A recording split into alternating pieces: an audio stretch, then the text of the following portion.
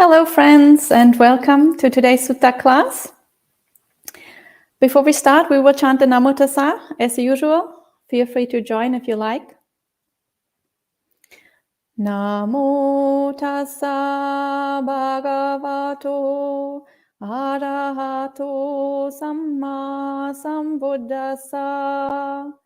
Namo Tassa Bhagavato Arahato Samma Sambuddhassa. Namo Tassa Bhagavato Arahato Samma Sambuddhassa. Buddhang Dhammang Sanghang Namasami.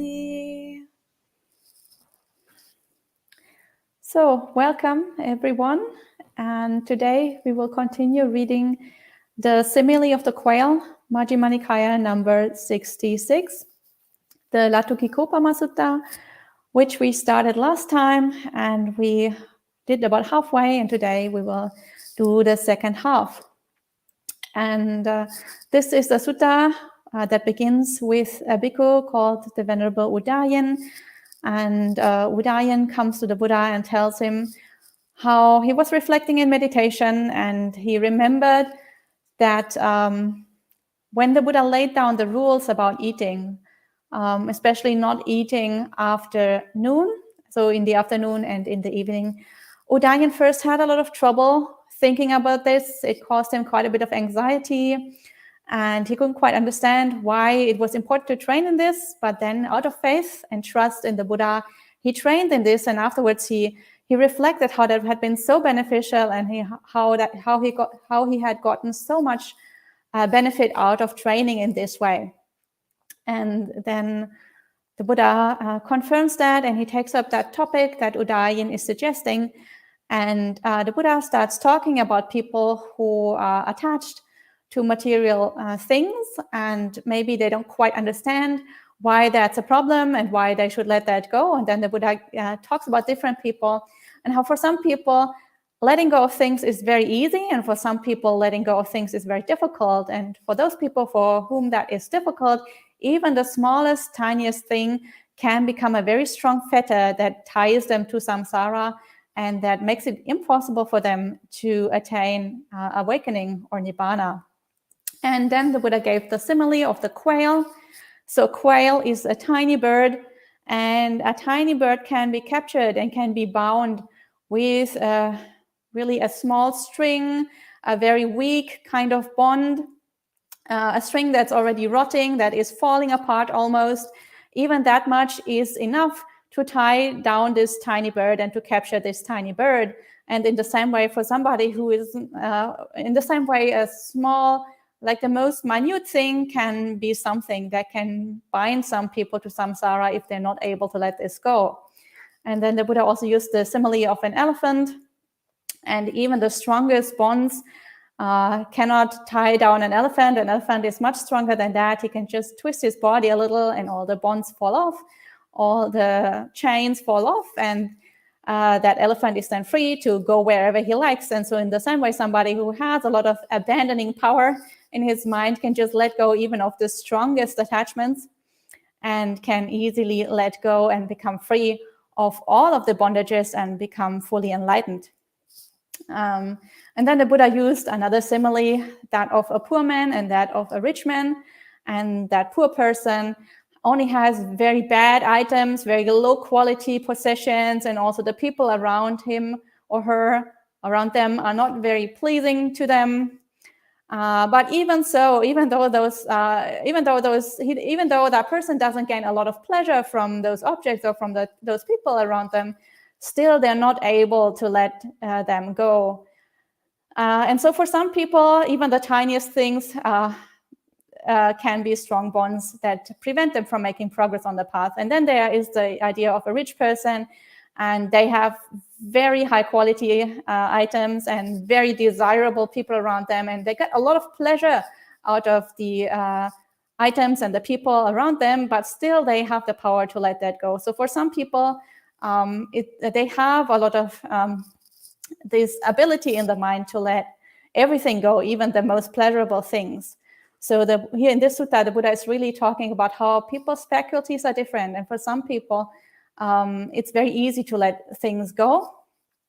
And he makes it very clear here that it's not about the external objects, it's not about the other people, it's really about the attachments in our mind that bind us. So it's not the objects, even if the objects are pleasing, we can easily let them go if we have a strong ability to let things go. So, if we don't have that ability, then even unpleasurable things can really tie us down. And that was the point that the Buddha was trying to make in that simile with the poor man and the rich man. And after that, the Buddha continues with 4 kinds of people and how they have different abilities to make progress on the path. So this is where we left off last time, and we will continue reading today. And I have put a link in the live chat to Sutta Central to Bhante Sucato's translation. I will be reading from Bhikkhu Bodhi's translation. If you want to read along, this is paragraph 13, both in Bhikkhu Bodhi's translation and in Bhante Sucato's translation. So the Buddha says, Udayan, there are 4 kinds of persons to be found existing in the world. What are the 4? Here, Udayan, some person practices the way to the abandoning of the acquisitions, to the relinquishing of the acquisitions. When he is practicing the way, memories and intentions associated with the acquisitions beset him. He tolerates them, he does not abandon them, remove them, do away with them, and annihilate them. Such a person I call fettered, not unfettered. Why is that? Because I have known the particular diversity of faculties in this person. So here we have the first of those 4 kinds of persons. And all of these 4 kinds of persons are people that are practicing the path. So here the Buddha is only talking about practicing Buddhists. He's not talking about persons who are not even trying to practice. So this first kind of person is practicing the Buddhist path, is trying to abandon what he has called the acquisitions, so all the fetters in the mind, all the defilements, everything that binds us to samsara. And when the Buddha talks about acquisitions here, obviously that doesn't just talk about external objects, so material possessions or even people around us or anything. It also talks about the acquisitions in our mind. So whenever we think of something and we form an attachment, we believe that this is ours. So the I-making, the mind-making that our mind likes to do, then we make that into acquisitions of our mind. So that becomes an attachment for us, that becomes like a bondage, something that binds us to samsara, and that is called a mental acquisition. And it is those mental acquisitions that the Buddha is talking about here, not the material possessions. So on the Buddhist path, obviously, we are practicing to let go of all these defilements, all these attachments in the mind. And this person also is practicing. And while they are practicing, memories and intentions associated with the acquisitions beset them. So I think we can probably all relate to this. For example, we are sitting there, we're trying to meditate, we're trying to focus on our meditation object. And the whole time distracting thoughts intrude, and we are thinking about the past, about memories of the past, or we have intentions, we make plans for the future. We think about various material objects, or maybe we think about other people, something that happened that day or that we want to make happen later. So the whole time, all these thoughts intrude, and all these what the sutta here calls memories and intentions. So memories of the past, intentions for the future, associated with the acquisitions. So I think we can all relate to that. We are meditating and all these thoughts and emotions intrude. And then this first kind of person tolerates them and does not abandon them and does not remove them. So when those thoughts and emotions and memories and intentions intrude, and this person doesn't know what to do and just indulges in all these random thoughts. And of course, such a person the Buddha calls fettered, not unfettered. So such a person obviously is still under the sway of the acquisitions, is still under the sway of the defilements, and obviously is still fettered to samsara and is not liberated from the cycle of rebirth. So is obviously not an arahant or anything yet. It's still somebody who is practicing on the path. And so the Buddha says, why are they fettered? Or why does the Buddha say that they are fettered? Because he has known the particular diversity of faculties in this person. So the Buddha, obviously, he can read minds, so he can understand about people's mental qualities. He can understand how much wisdom they have, how much they are developed on the path. He can understand how much abandoning power they have, so how much ability they have to abandon defilements, how easy it is for them to let things go. So what the topic of this entire sutta, where the Buddha has been talking about how different people have more or less trouble letting things go. On the one hand, the Buddha can read minds, so he can understand all that. But on the other hand, also he doesn't really need to read the mind, because this is kind of universal. When you understand how the mind works, then you can already know which qualities will be present in such a person who is still struggling with all these memories and intentions, and who is not really able to properly deal with them, and who gets carried away and indulges in all of them. So you will know that their wisdom isn't all that strong. You will know that their abandoning power isn't all that strong, even though they are still practicing, or even though they are already practicing, but they haven't gotten that far yet. So those people are still fettered to samsara. This is the first kind of person. And then the second kind of person, the Buddha says, here Udayan, some person practices the way to the abandoning of the acquisitions, to the relinquishing of the acquisitions. When he's practicing the way, memories and intentions associated with the acquisitions beset him. He does not tolerate them, he abandons them, removes them, does away with them, and annihilates them. Such a person too I call fettered, not unfettered. Why is that? Because I have known the particular diversity of faculties in this person. So now here we have the second kind of person, the same as the first kind of person. They're also practicing. And while they're practicing, all these memories and intentions, thoughts, emotions about the past, about the future, about their things, about people, about anything that happened in their life, or any daydream that they might have, anything associated with the acquisitions, come to him or come to them. And that can happen in meditation. It can also happen in daily life. It can basically happen at any time. And again, I think most people are familiar with those kind of intrusive thoughts while we're trying to practice. But this second kind of person does not tolerate them. And when they become aware of those memories and intentions, they are able to let them go.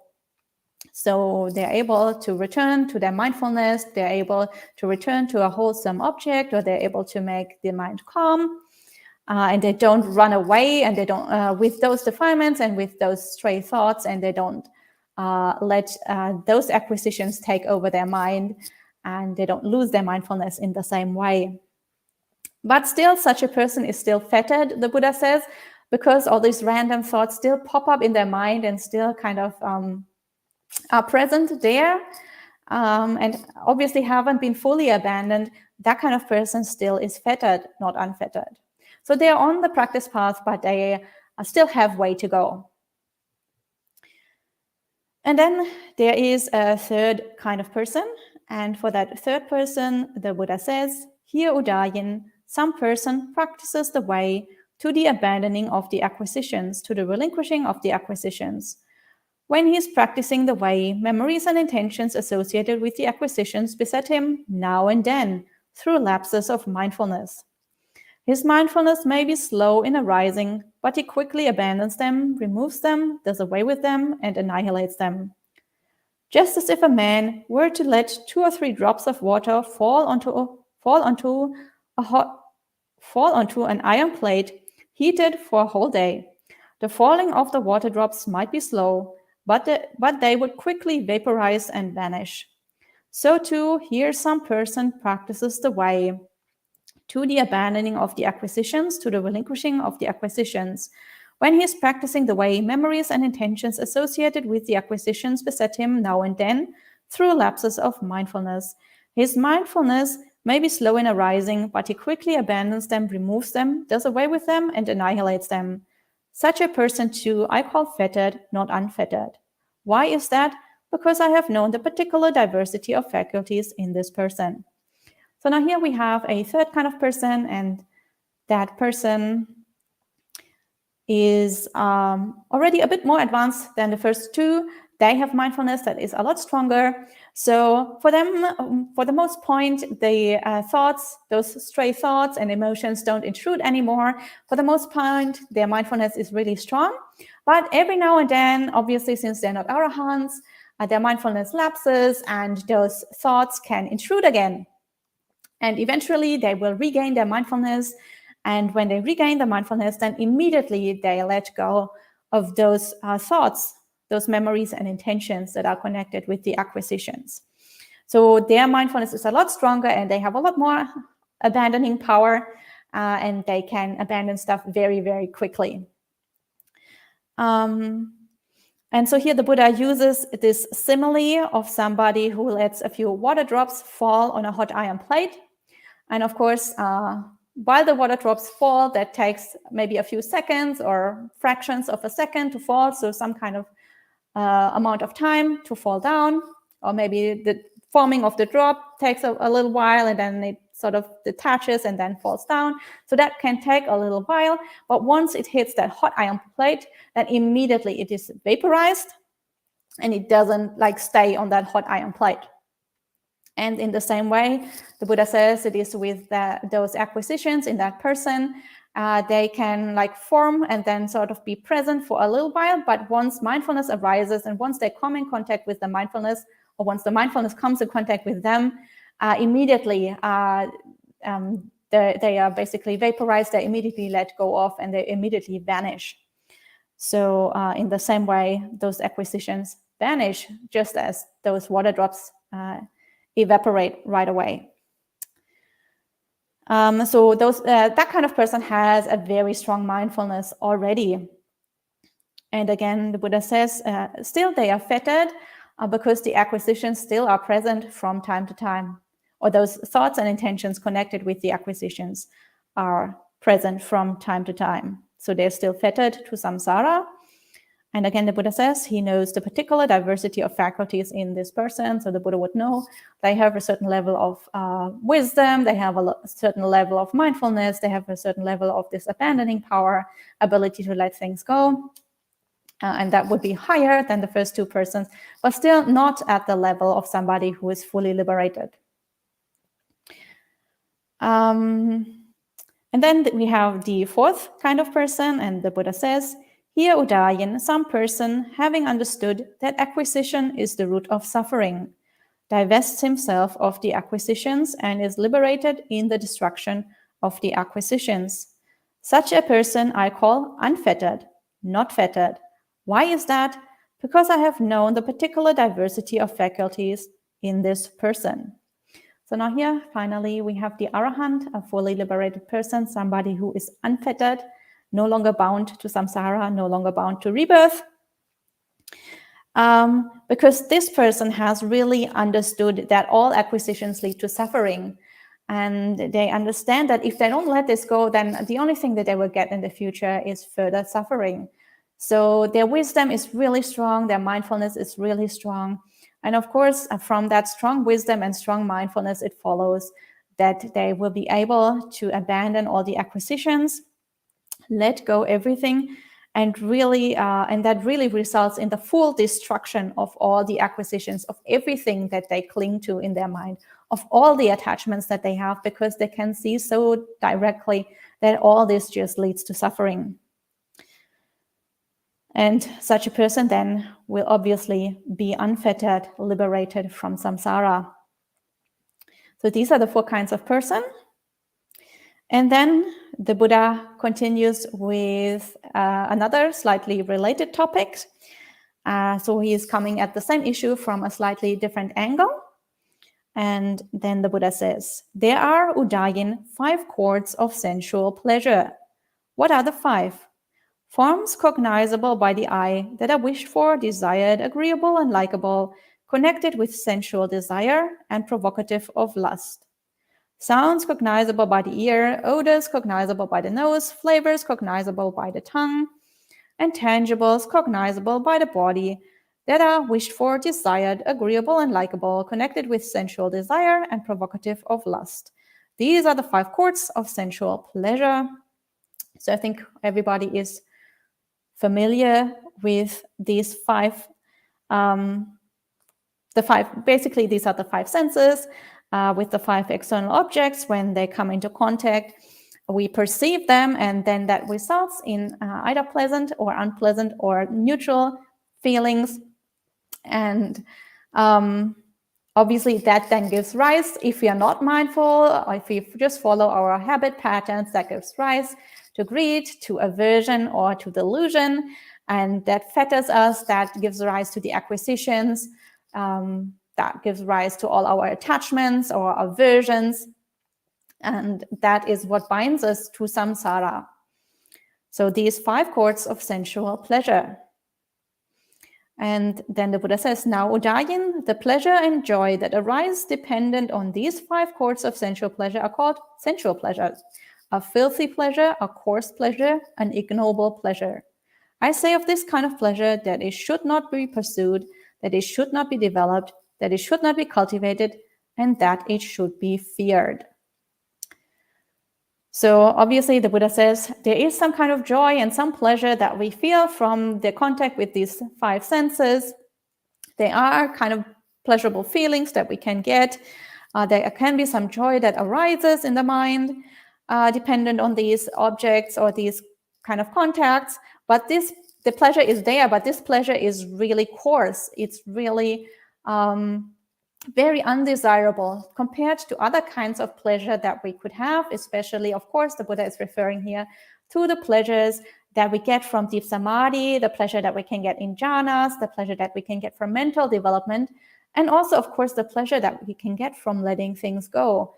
So from being unfettered, from being released from all these attachments, from a mind that is calm and resting in itself and completely in balance and completely clear and bright, that leads to a pleasure that comes out of the mind. And that is obviously a much, much, much higher pleasure than anything we could ever get from the 5 senses. And for that reason, the Buddha calls this pleasure a coarse pleasure. And also the Buddha says, of course, this shouldn't be developed. And of course, this should be feared, because this kind of pleasure leads to attachment, and attachment leads to suffering. So it's a really big problem.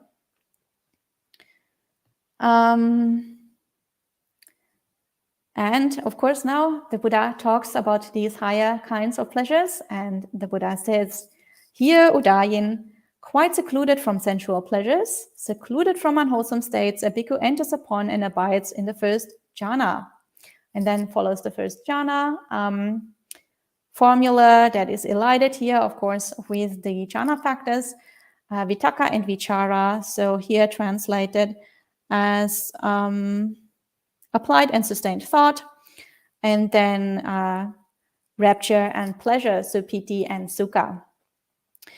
And then with the stilling of applied and sustained thought, he enters upon and abides in the second jhana, so the second jhana, and then again it is elided. The second jhana still has piti and sukha. With the fading away as well of rapture, piti, he enters upon and abides in the third jhana, and then with the abandoning of pleasure and pain, he enters upon and abides in the fourth jhana. So we see how gradually more and more things are abandoned, and the pleasure that we can get from samadhi is higher and higher. And the highest pleasure that we can get here is in the fourth jhana. And the fourth jhana, as we can see, we have abandoned both piti and sukha, so the mental pleasure and the bodily enjoyable feeling. So piti, what is translated here as rapture, is the mental pleasure, and sukha, which is translated here as pleasure, is our bodily feeling of ease and of an agreeable feeling in the body. And once we have abandoned both of these, we have complete equanimity in the mind. So the rapture is replaced by equanimity, and the bodily pleasurable feeling is replaced with a neutral feeling. And that is actually the highest kind of pleasure. So the highest kind of pleasure is not to feel any pleasure anymore, because pleasure is still something that kind of keeps the mind a little bit agitated, that creates a little bit of a disturbance in the mind. And once the mind is fully equanimous and the body is fully tranquil and fully neutral, this is actually when the mind is able to rest the most, to be the most at peace. And that is actually the best kind of feeling, the most pleasurable kind of feeling, even though there is no more pleasure present in the fourth jhana. So by gradually relinquishing the coarser forms of pleasure, we come to the highest form of happiness here, which is found in this fourth jhana. And then the Buddha says, this is called the bliss of renunciation, the bliss of seclusion, the bliss of peace, the bliss of enlightenment. I say of this kind of pleasure that it should be pursued, that it should be developed, that it should be cultivated, that it should not be feared. So here the Buddha calls this the bliss of renunciation. So by letting stuff go, not by acquiring more stuff, not by forming more acquisitions, by letting stuff go is how we can find deeper and deeper pleasure. The bliss of seclusion, being secluded from all the material objects, but also secluded, obviously, from our unwholesome mental states. In a totally peaceful state, this is where the bliss comes from. And of course, the bliss of peace. And here it's called the bliss of enlightenment. So this maybe needs to be qualified a little bit, because obviously the fourth jhana is not the same as being fully enlightened, but we are temporarily released from our unwholesome states. So we can experience like a little taste of enlightenment there. And of course, we learn that by letting stuff go, we can get more and more bliss. So we can see how fully letting go of everything, so total enlightenment, total liberation from all our attachments, would be the highest form of bliss. So we can understand how the bliss of enlightenment works as we progress here through those jhanas. And then the Buddha starts again and goes again through those four jhanas, and he says, "Here, Udayan, quite secluded from sensual pleasures, secluded from unwholesome states, a bhikkhu enters upon and abides in the first jhana. Now this, I say, belongs to the perturbable, and what therein belongs to the perturbable, the applied thought and sustained thought, so vitakka and vichara, that have not ceased therein, that is what belongs to the perturbable." So now we are talking about the four jhanas again, starting again from the first one. And now the Buddha introduces a new idea or a new concept, namely what is perturbable. So something that is still able to move around the mind, to shake up the mind a little bit, just in the same way that sense pleasures or all those acquisitions were able to shake the mind and push it around in the beginning. So in a much more subtle way, in the jhana, there are still things that can shake the mind a little bit, that can perturb the mind a little bit. So as long as the mind is not fully, perfectly equanimous, there's always some little kind of agitation. That comes from that bliss and those happy feelings that are very, very subtle, but still there is a little thing there that doesn't let the mind be fully at peace.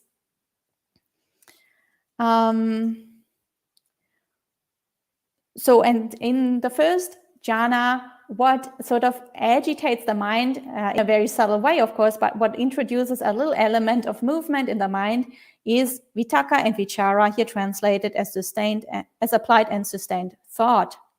So that is why the first jhana is still called perturbable, because the mind is not fully in complete, perfect balance yet. And then the Buddha says, "Here, Udayan, with the stilling of applied and sustained thought, a bhikkhu enters upon and abides in the second jhana." So now that bhikkhu lets go of that which is agitating the mind a little bit and enters the second jhana. So the bhikkhu is letting go of vitakka and vichara, entering the second jhana. But here also the Buddha says, "This, I say, also belongs to the perturbable." So something is still agitating the mind even in the second jhana. And the Buddha says, and what therein belongs to the perturbable, the rapture and pleasure that have not ceased therein. That is what belongs to the perturbable. So now we have let go of vitaka and vichara, but we still have piti and sukha. So the mind still is not fully equanimous because we still have rapture and pleasure in the mind. So of course, we have let go of the coarser forms, vitaka and vichara, but a more subtle form of movement is still there in the mind. And so now, in the second jhana, that is why the second jhana still is called perturbable. And then the Buddha says, here Udayan, with the fading away as well of rapture, so of piti, a bhikkhu enters upon and abides in the third jhana. Now this, I say, also belongs to the perturbable, and what therein belongs to the perturbable? The pleasure of equanimity that has not ceased therein. That is what belongs to the perturbable. So now that bhikkhu has let go of piti, of rapture, of the mental joyful feeling, and mentally there is equanimity now. But on the physical level, the body still has sukha. The body still has that pleasurable feeling because equanimity is quite pleasurable. Like it has a bodily experience of pleasure associated with it. And so that pleasure in the body still is considered perturbable. It still agitates the mind a tiny, tiny bit. And for that reason, the third jhana still is called perturbable. And then the Buddha says, here Udayan, with the abandoning of pleasure and pain, a bhikkhu enters upon and abides in the fourth jhana. Now this, I say, belongs to the imperturbable. So now in the fourth jhana, that bhikkhu has also let go of sukha, of the bodily pleasure. And at this point, the body feels totally neutral and the mind is totally equanimous.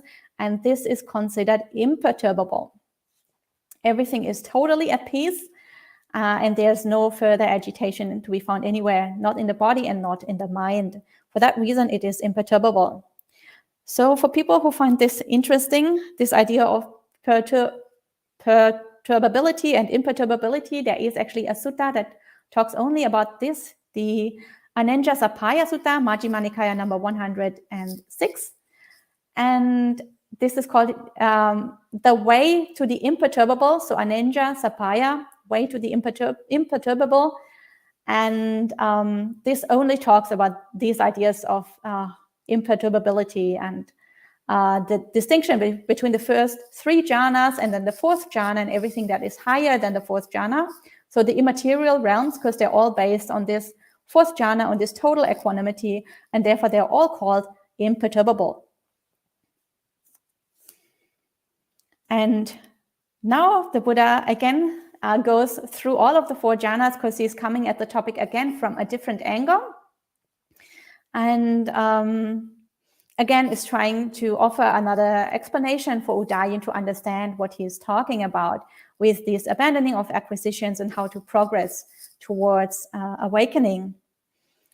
And now the Buddha says, here Udayan, quite secluded from sensual pleasures, secluded from unwholesome states, a bhikkhu enters upon and abides in the first jhana. That, I say, is not enough. Abandon it, I say, surmount it, I say. And what surmounts it? Here Udayan, with the stilling of applied and sustained thought, a bhikkhu enters upon and abides in the second jhana. That surmounts it. But that too, I say, is not enough. Abandon it, I say, surmount it, I say. And what surmounts it? So now the Buddha is starting again with the first jhana. And again, as usual, in the first jhana formula, in the first jhana, you're secluded from sensual pleasures. You have already surmounted that much. Those acquisitions connected with the sensual realm, at least temporarily, you have sort of abandoned them and you're secluded from all these unwholesome mind states. But the Buddha says that is not enough, obviously, because the whole time he's been saying this is still perturbable, you're still fettered, and so on. So now again, he's saying this is not enough, you have to surmount this. So how do you surmount this? By developing the second jhana. And when you have developed the second jhana, you surmount the first jhana. But again, that is not enough. So gradually, the Buddha is teaching you to let stuff go. First, you let go of sensual pleasures, of all the acquisitions that are connected with the sensual world. Now you're letting go of all the acquisitions that are connected with higher stages of the mind. So now you're letting go of vitaka, vichara to get into the second jhana and so on. So the Buddha is again showing us how this whole path is just about abandoning things, about letting go of things higher and higher and higher, until there's nothing left and we are fully liberated. So now we have surmounted the first jhana with the second jhana, but again, you have to abandon that, you have to surmount it. And what surmounts it? Here, Udayan, with the fading away as well of rapture, a bhikkhu enters upon and abides in the third jhana. That surmounts it.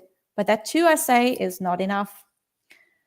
Abandon it, I say, surmount it, I say. And what surmounts it? Here, Udayan, with the abandoning of pleasure and pain, a bhikkhu enters upon and abides in the fourth jhana. That surmounts it. But that too, I say, is not enough. Abandon it, I say. Surmount it, I say. And what surmounts it? So now we have reached the fourth jhana. We have surmounted all the three previous jhanas. We have come to the fourth jhana. This is the point up until the Buddha has taught previously. Previously, the Buddha just said this fourth jhana is considered imperturbable. But even being in this imperturbable state, so complete equanimity of the mind, complete neutral feeling of the body, even that much you still have to surmount. Like the fourth jhana is not the end. Previously, it could seem like the Buddha was saying this is the end, but obviously it isn't. Buddha says you still have to surmount that. And of course, what is higher than the fourth jhana? The immaterial realms. So now we are going through the immaterial realms. What surmounts the fourth jhana?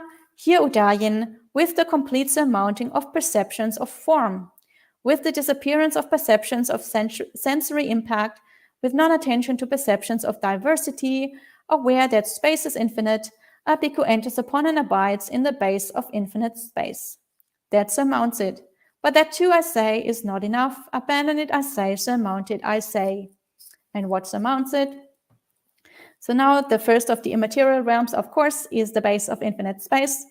To get there, we have to completely let go of all perceptions of form. So this is what we abandon now.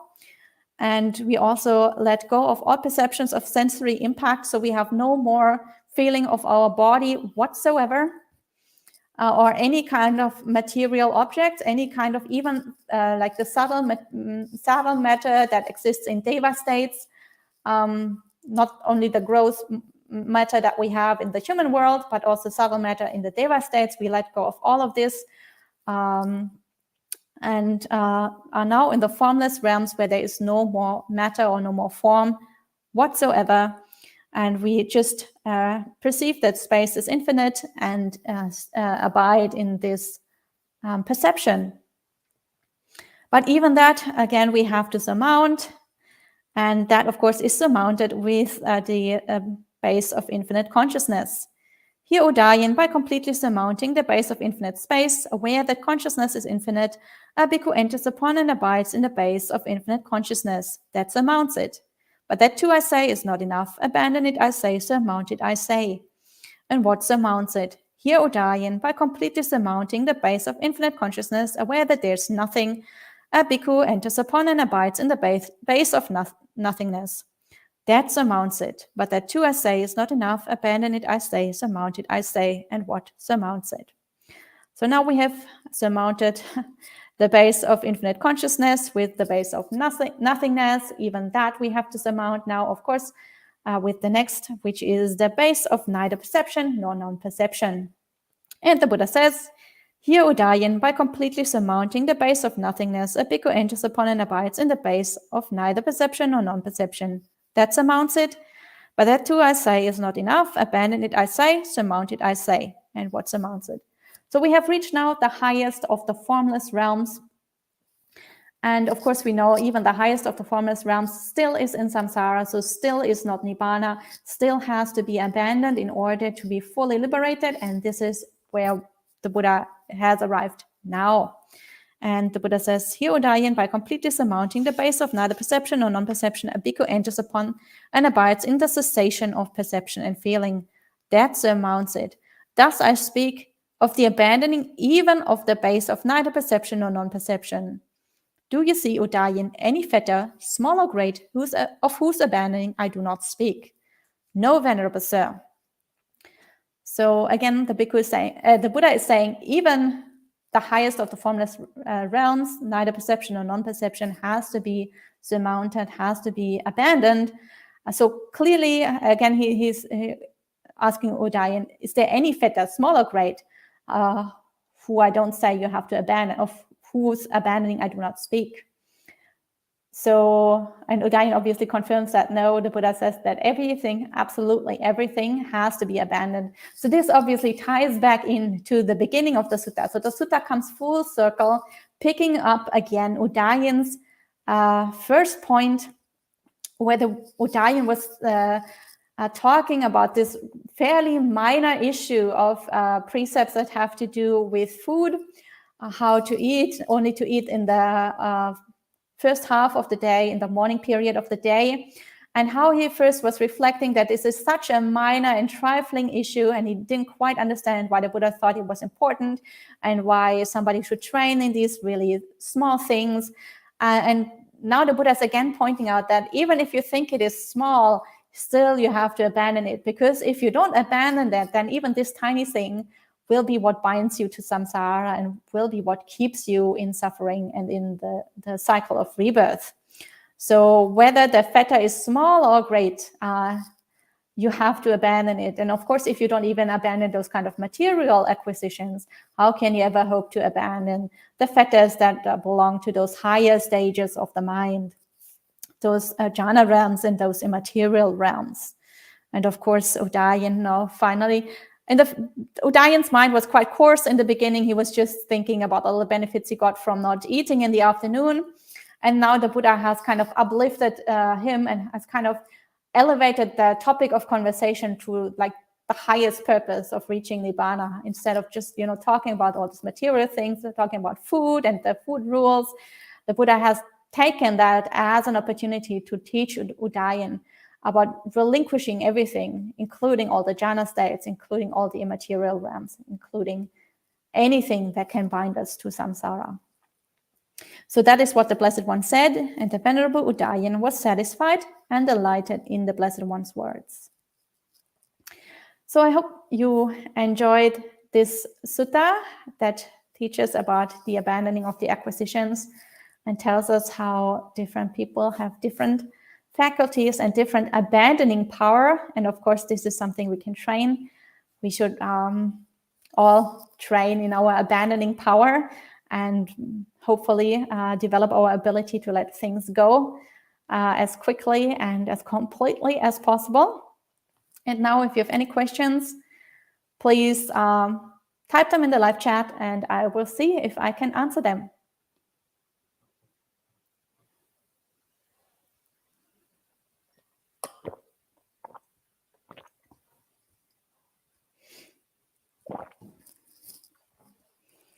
So I see there was quite a bit of discussion in the live chat. Let me see if I can find any questions. So welcome to everybody who has joined. Nice to see so many people. Welcome to all of you. Somebody's from Bangladesh. That's really nice. It's good to have such an international community. Nice to see you all.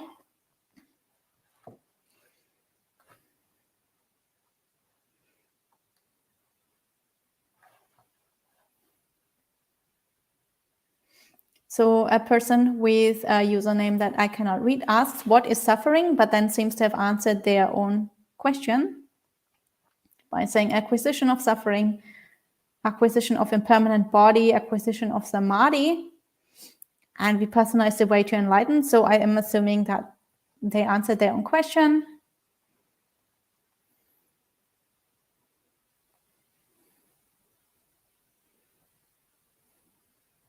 Oh, and then there's Venerable Jnana Ratana Bhikkhu.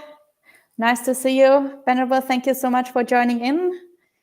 And he's saying, sadhu, sadhu, sadhu.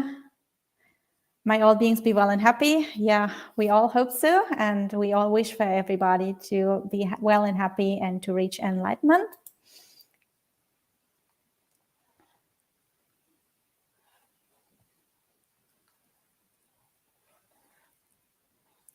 And Buddha Ruchi says, Ayya, earlier in the talk, you put perception before feeling.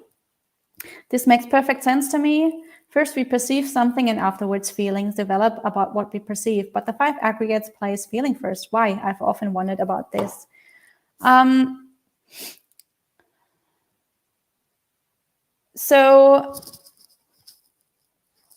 Well, I think it depends on how we define perception and how we define feeling. So obviously feeling just means pleasurable, painful, or neutral feeling in the body. So as a sense object hits our sense organ, that can either produce like a painful, a pleasurable, or a neutral contact. Let's say something hits our skin, then we have a touch contact, and that touch contact can be painful, but it could also be pleasurable, or it could be neutral.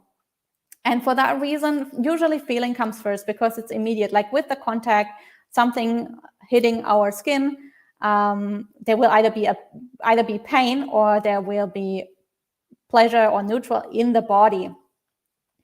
And that is and then we perceive that impact in the mind. So that is already the next step. So because feeling is kind of what we feel with the body, that's not actually something that we can influence too much.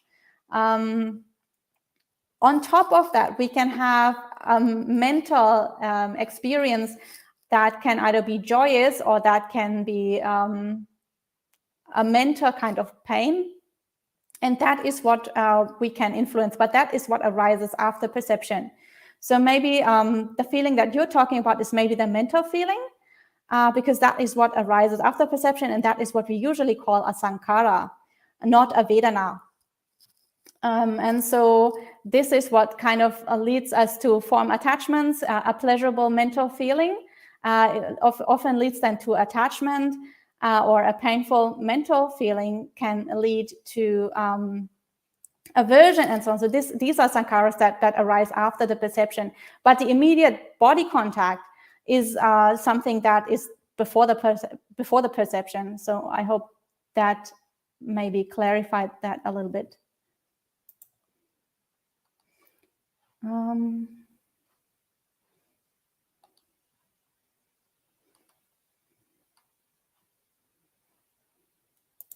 And Gita says, Ayya, with the cessation of perception, feeling, and consciousness, do we enter the 9th stage, where we are at the door to Nibbana, only accessible to non-returners, Anagami, and Arahant?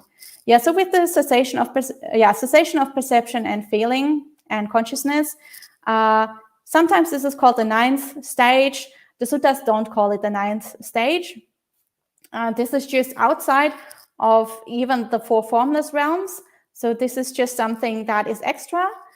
Because consciousness completely ceases, so we don't really have any experience there.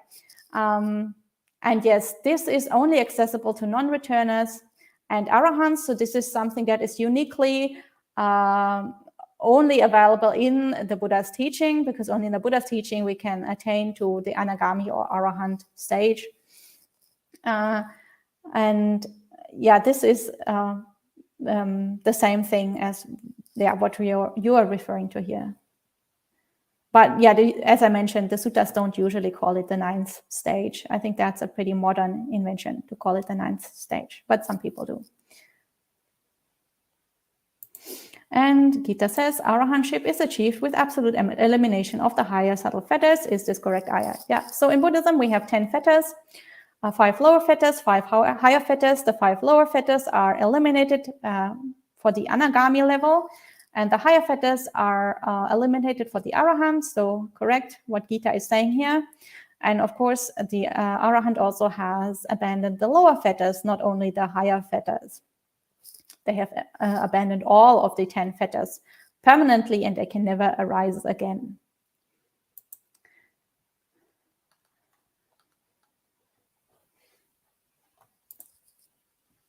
And Charles Lee says, thank you again, Ayya. It sounds like progressing through the jhana states is like progressively awakening and progressively breaking the links of dependent origination. Do I have that correct? So, yeah, it's kind of like progressively awakening, although, I mean, you're progressively abandoning various things. So in that sense, you're progressively being liberated from samsara. In that sense, you're progressively awakening. On the other hand, jhanas are just temporarily suppressing those defilements. They don't necessarily get rid of them for good. It is wisdom that gets rid of them for good. So the insight into how they lead to suffering, those attachments, that gets rid of them for good. So the jhanas themselves are actually accessible to practitioners of samadhi that may not necessarily be Buddhist. So technically, people who practice other kind of spiritual pathways could also access jhanas and could temporarily suppress those defilements, but they don't develop the wisdom to fully let go of them.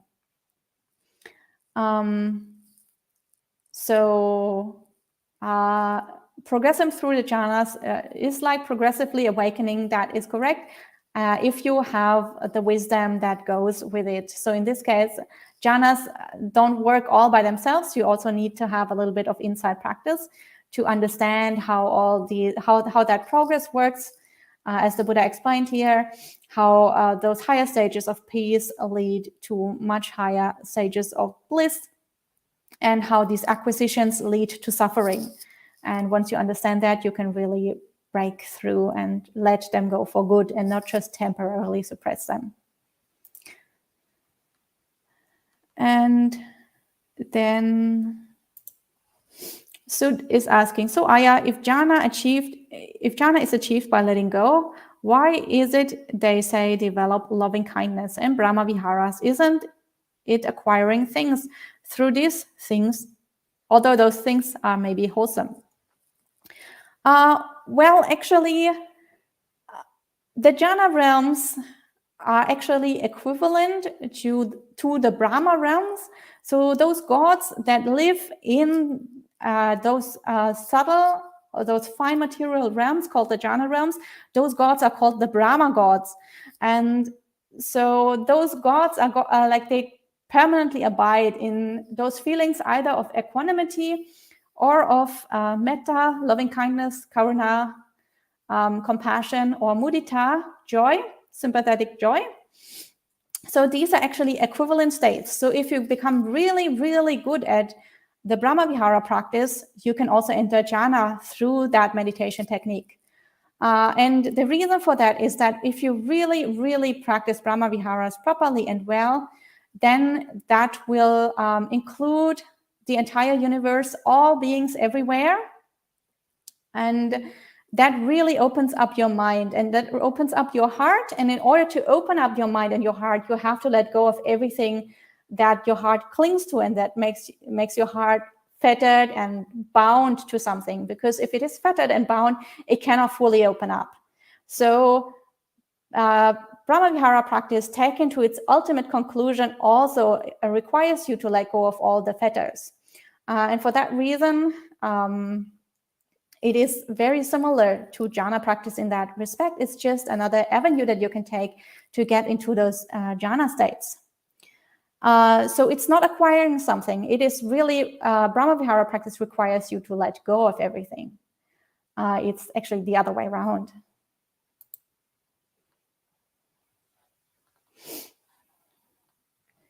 And Claudia says, is it necessary to reach the 8th stage jhana to be able to reach nibbana?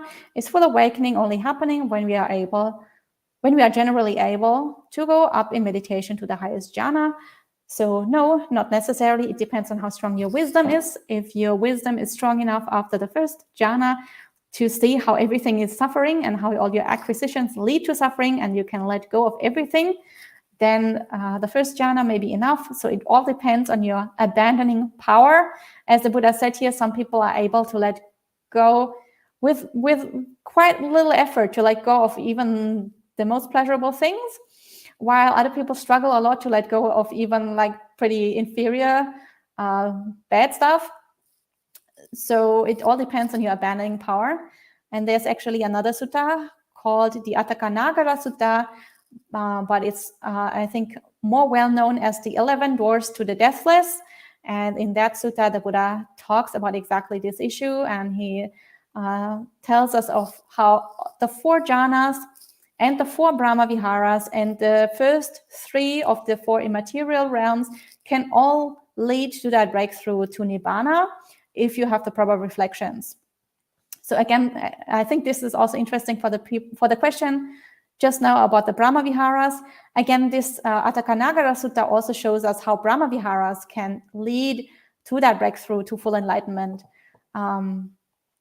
if they are accompanied by the right insight and the right wisdom.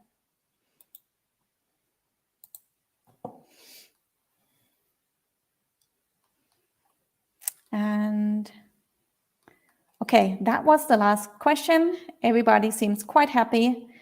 And time is also up for today. So I hope you all enjoyed this sutta. I think it's a really beautiful sutta. I wish you all a good rest of the day, a good week, and I will see you all next Tuesday. We will finish today with 3 sadhus as usual. Feel free to join in if you like. Sadhu, sadhu, sadhu. Have a good week.